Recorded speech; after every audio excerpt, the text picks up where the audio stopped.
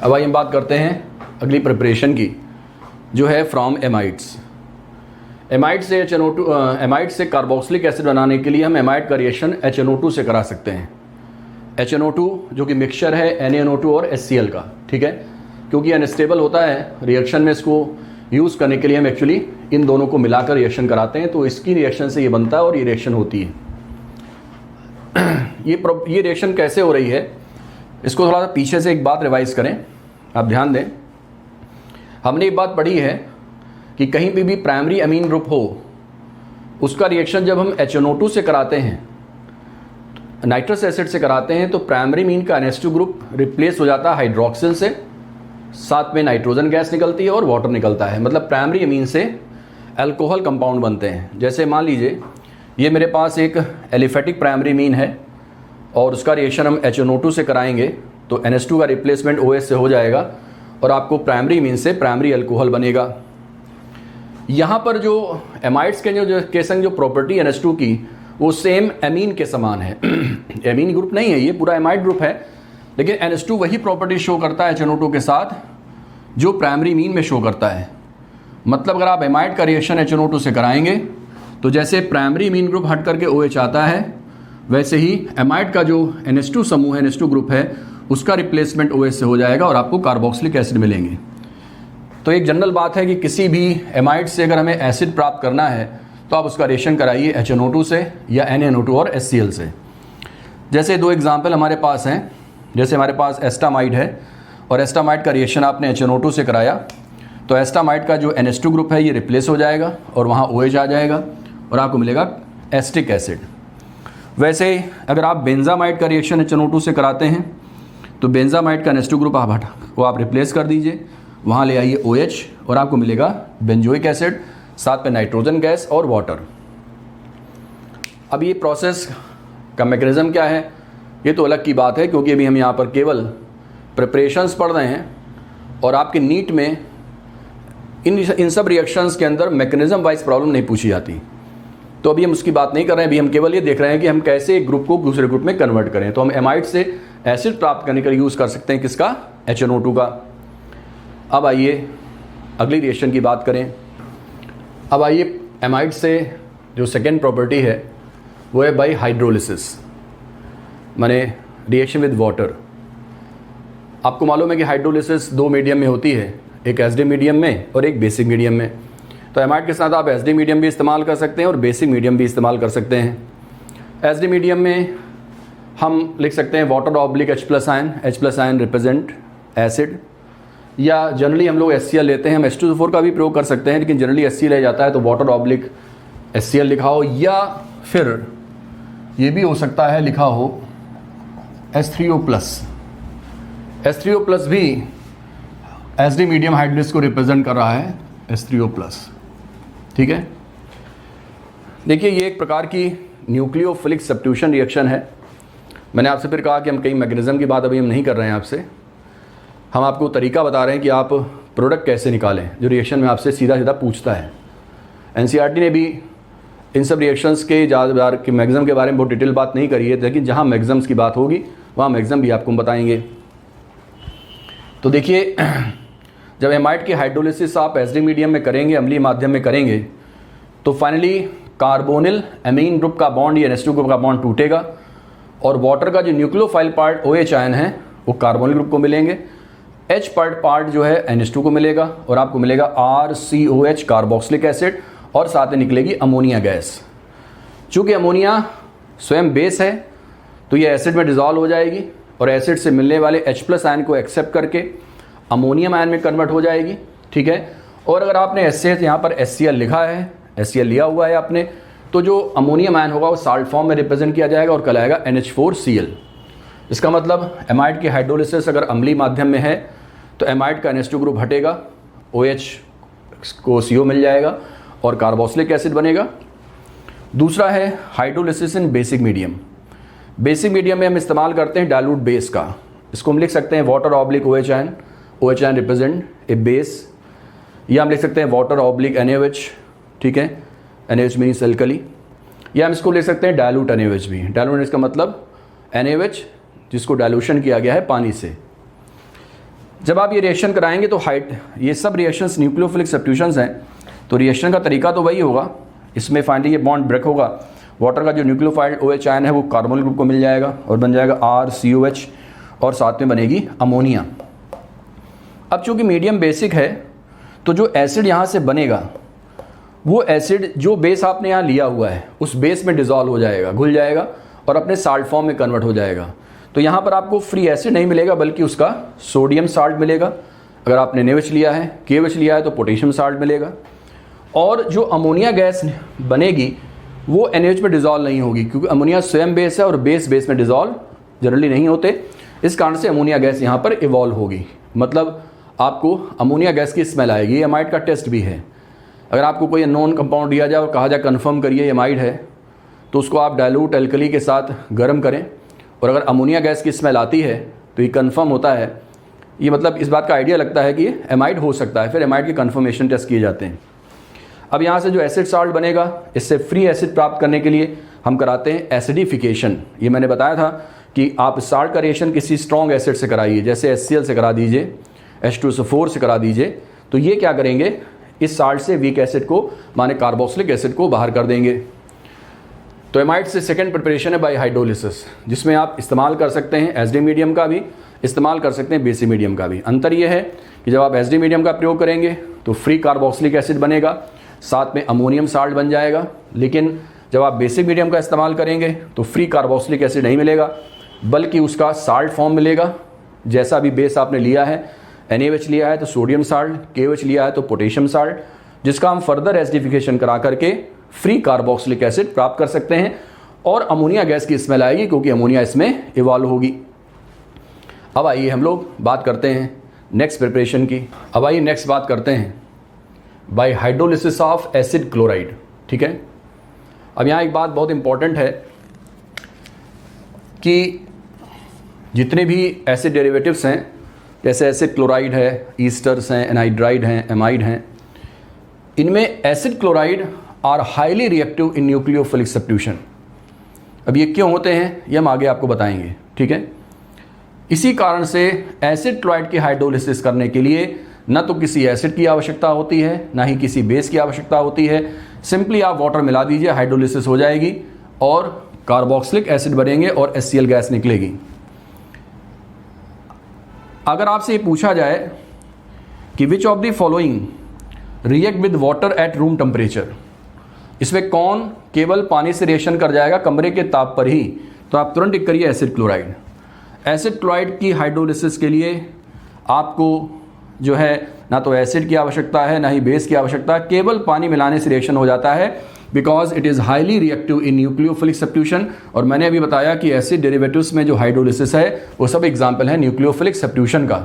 ठीक है, और ये जो मैक्सिमम है इनकी जो वो SN2 टेट्राहेड्रल होती है, वो हम आगे देखेंगे, बात करेंगे आपसे।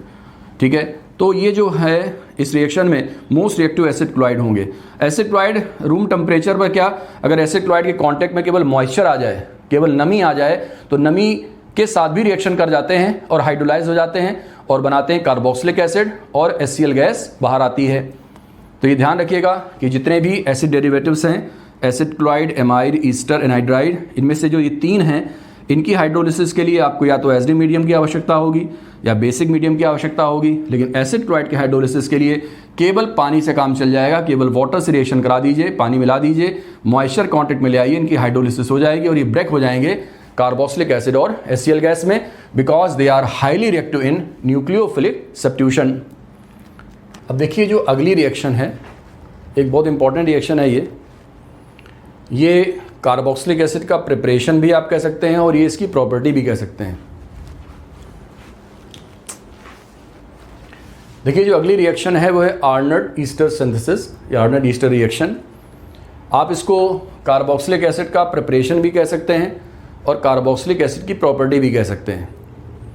प्रिपरेशन इसलिए कह सकते हैं क्योंकि इसका प्रोडक्ट कार्बोक्सिलिक एसिड होता है। प्रॉपर्टीज़ इसलिए कह सकते हैं कि इसमें आप जो स्टार्टिंग मटेरियल लेते हैं, जो रिएक्टेंट लेते हैं, वो भी कार्बोक्सिलिक एसिड होता है। इसलिए रिएक्शन बहुत खास है। क्या खास बात है इसमें, देखिए एक्चुअली ये रिएक्शन जो है वो होमोलॉगेशन ऑफ कार्बोक्सिलिक एसिड है। आपने होमोलॉग्स पढ़े होंगे। होमोलॉग्स में आपने पढ़ा होगा कि किसी भी फैमिली के ऐसे दो सक्सेसिव मेंबर जिनके बीच में CH2 का अंतर हो, CH2 का डिफरेंस हो, they are called successive homologs.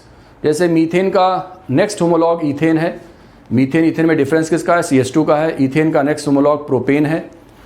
तो आप यहाँ देखिए इस रिएक्शन की खास बात यह है कि अगर आप किसी कार्बोक्सिलिक एसिड में आर्नल्ड ईस्टर रिएक्शन का इस्तेमाल करते हैं तो हमेशा एक अधिक कार्बन का, 1 मोर कार्बन का कार्बोक्सिलिक एसिड बनता है। भक्तजनों थोड़ा ध्यान दें, अगर कार्बोक्सिलिक एसिड में n कार्बन एटम्स हैं, जो आप रिएक्टेंट में ले रहे हैं उसके पास n number of carbon atoms हैं, तो बनने वाले कार्बोक्सिलिक एसिड में n+1 number of carbon atoms होंगे।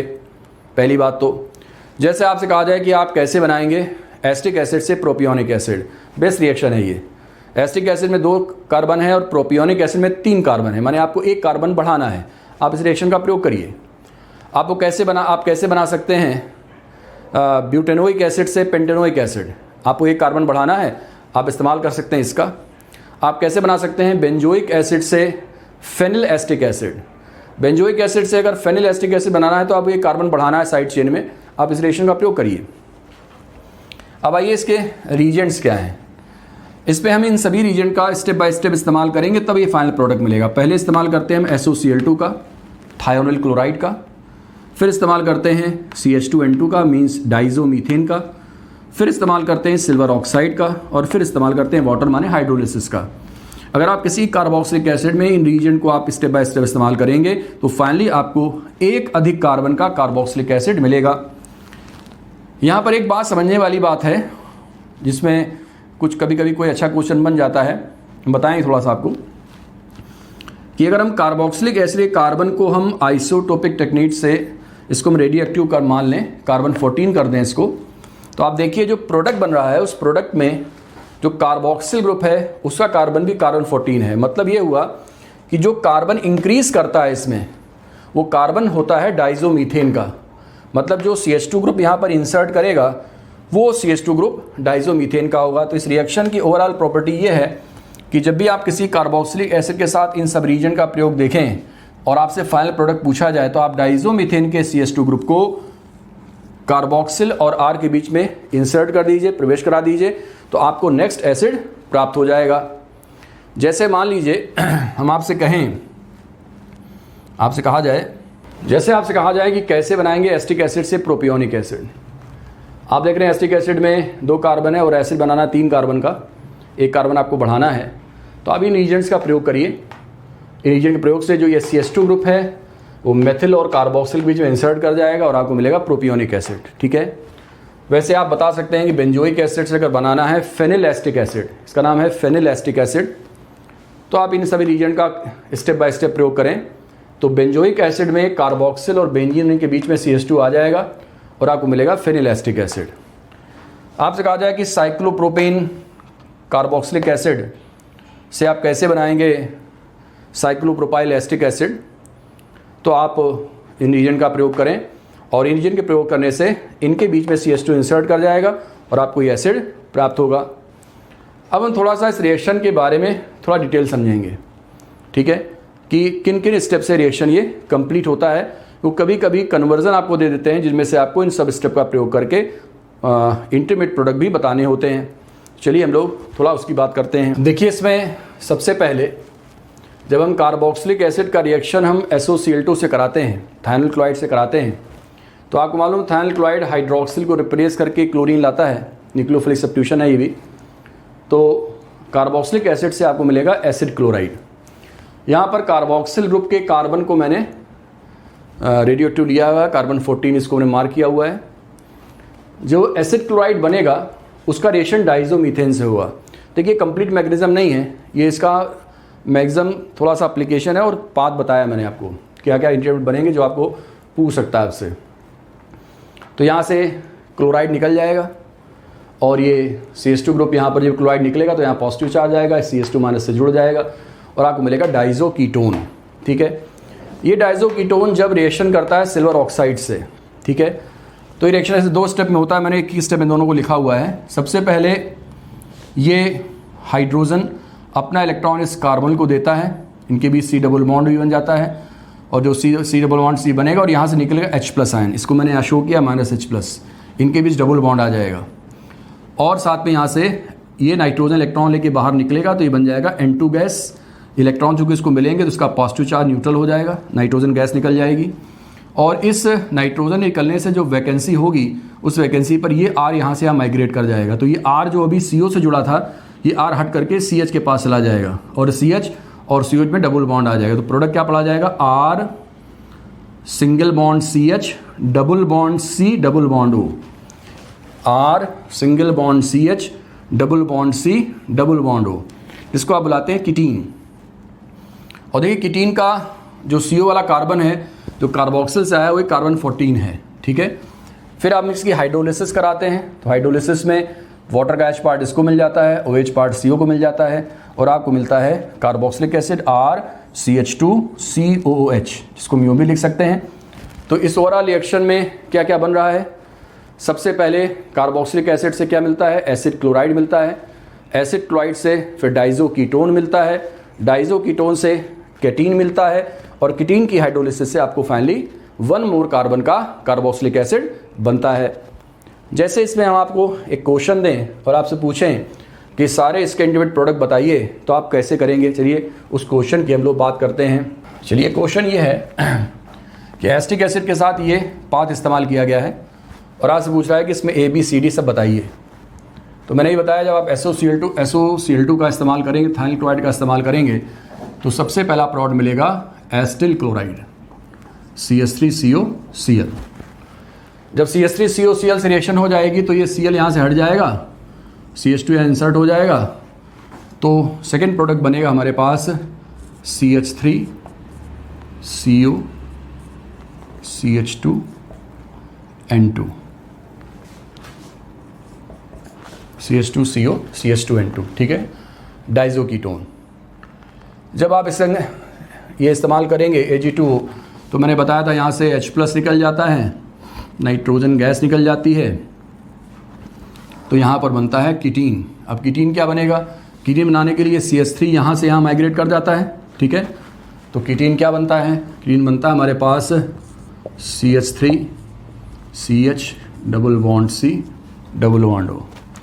और फिर जब आप इसकी हाइड्रोलिसिस कराते हैं तो मैंने बताया हाइड्रोलिसिस में जो कीटीन बनता है हमारे पास, इस कीटीन का ये बॉन्ड ब्रेक होता है, इस बॉन्ड ब्रेक में इसको मिल जाता है OH पार्ट, इसको मिल जाता है H पार्ट, तो हमारे पास बनता है ये CH3 CH2 COH। तो कभी कन्वर्जन ये सब दिया जाए और इंटरमीडिएट प्रोडक्ट पूछे जाएँ तो पहले बनेगा एसिड क्लोराइड, फिर बनेगा डाइजो कीटोन, डाइजो कीटोन से बनेगा कीटीन और कीटीन से बनेगा फाइनल आपका 1 मोर कार्बन का कार्बोक्सिलिक एसिड। तो एसिटिक एसिड में 2 कार्बन थे और फाइनल एसिड में 3 कार्बन है, ठीक है। तो ये एक इंपॉर्टेंट रिएक्शन है। अब हम लोग इसके बाद आगे की बात करते हैं। अब आइए प्रॉपर्टीज़ की बात की जाए। देखिए पहले फिजिकल प्रॉपर्टीज़ की बात कर रहे हैं। ये आपको याद रहना चाहिए C1 to C9 1 कार्बन से लेकर 9 कार्बन तक के जो कार्बोक्सिलिक एसिड्स हैं उनमें पंजेंट ऑर्डर होता है, मतलब तीखी गंध होती है, जिसको आप बोल सकते हैं कड़वी गंध होती है, आप सूंघना उसको पसंद नहीं करेंगे, ठीक है। जो और इसके जो ऊपर लिक्विड जो होंगे मतलब 9 कार्बन से जो ऊपर होंगे वो हायर वैक्सी सॉलिड होंगे, मतलब दे अपीयर लाइक वैक्स। इनका जो अपीयरेंस होगा वैक्स के समान होगा, मोम के समान होगा, ठीक है। मोम देखिए आपने कुछ पढ़े हुए हैं, जैसे बीज वैक्स होता है वो हायर फैटी ईस्टर्स होते हैं।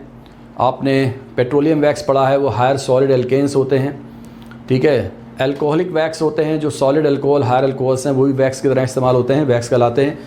वैसे ही जो हायर फैटी एसिड्स हैं वो वैक्स कहलाते हैं। तो C1 से लेकर C9 तक के जो एसिड्स हैं वो ख़राब गंध वाले, बैड स्मेलिंग, पंजेंट ऑर्डर वाले कलरलेस लिक्विड्स होंगे, ठीक है। और उसके ऊपर वाले जो वैक्सी सॉलिड होंगे। बॉइलिंग पॉइंट की बात की जाए तो एक जनरल ऑर्डर हमने पढ़ा हुआ बॉइलिंग पॉइंट का कि आपको अगर एल्केन दिया जाए, ईथर दिया जाए, कार्बोनिल कंपाउंड्स दिए जाएँ, मैंने एल्डिहाइड कीटोन दिए जाएँ, अल्कोहल दिया जाए और कार्बोक्सिलिक एसिड दिया जाए और आपसे पूछा जाए कि बॉइलिंग पॉइंट का ऑर्डर क्या होगा, तो जनरल ऑर्डर क्या होगा, तो सबसे कम बॉइलिंग पॉइंट एल्केन्स के होते हैं, उससे अधिक थोड़े ईथर के होते हैं, उससे अधिक बॉइलिंग पॉइंट कार्बोनिल कंपाउंड्स के होते हैं उससे अधिक बॉइलिंग पॉइंट अल्कोहल्स के होते हैं और सबसे अधिक बॉइलिंग पॉइंट इनमें कार्बोक्सिलिक एसिड्स के होते हैं। ठीक है, अगर हम कार्बोक्सिलिक एसिड के अंदर बात करें, ठीक है, तो आपने पढ़ा हुआ है कि सेम होमोलॉगस सीरीज़ में अगर एक ही सजाती श्रेणी के अंदर आप हैं, एक ही फैमिली के अंदर हैं, तो बॉइलिंग पॉइंट मॉलिक्यूलर वेट के डायरेक्टली होता है। जैसे जैसे मॉलिक्यूलर वेट बढ़ेगा वैसे वैसे बॉइलिंग पॉइंट बढ़ेगा। ठीक है, तो सबसे कम बॉइलिंग पॉइंट फॉर्मिक एसिड का, उससे अधिक एस्टिक एसिड का, उससे अधिक प्रोपियोनिक एसिड का, उससे अधिक ब्यूटारिक एसिड का, या इसके ऊपर आगे हम लोग बढ़ते जाएं। अब यहाँ पर एक क्वेश्चन और आता है कि कार्बोक्सिलिक एसिड और अल्कोहल दोनों में हाइड्रोजन बॉन्डिंग पाई जाती है, उसके बाद भी कार्बोक्सिलिक एसिड का बॉइलिंग पॉइंट अल्कोहल से ज़्यादा क्यों होता है, ये बताइए। ये आपसे रीज़न नहीं पूछेगा, आपसे पूछ लेगा कि अल्कोहल कार्बोक्सिलिक एसिड में कार्बोक्सिलिक एसिड का बॉइलिंग पॉइंट अल्कोहल से क्यों ज़्यादा होता है, और ऑप्शन बना के आपको देगा, तो थोड़ा सा इसका हमको आइडिया होना चाहिए। तो हम लोग बात करेंगे भी कि कार्बोक्सिलिक एसिड का बॉइलिंग पॉइंट अल्कोहल से क्यों ज़्यादा हो।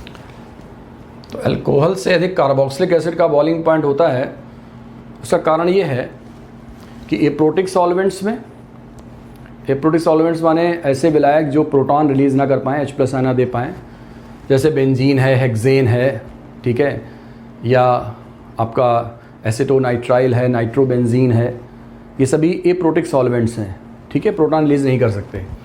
तो एप्रोटिक सॉल्वेंट्स में या वेपर स्टेट में कार्बोक्सिलिक एसिड डाइमर स्टेट में पाए जाते हैं। डाइमर स्टेट का मतलब है कि दो कार्बोक्सिलिक एसिड के मॉलिक्यूल जुड़ करके एक बड़ा मॉलिक्यूल बनाते हैं। ठीक है, और वो जो बड़ा मॉलिक्यूल है उसका डाइमर कहलाता है। जैसे आपसे अगर पूछा जाए कि बताइए एसिटिक एसिड का मॉलिक्यूलर वेट बेंजीन या हेक्सेन में कितना होगा, तो आप देख रहे हैं कि बेंजीन या हेक्सेन एप्रोटिक सॉल्वेंट्स हैं, और आपको मालूम है कि एप्रोटिक सॉल्वेंट्स में जो कार्बोक्सिलिक एसिड हैं वो डाइमर स्टेट में पाए जाते हैं।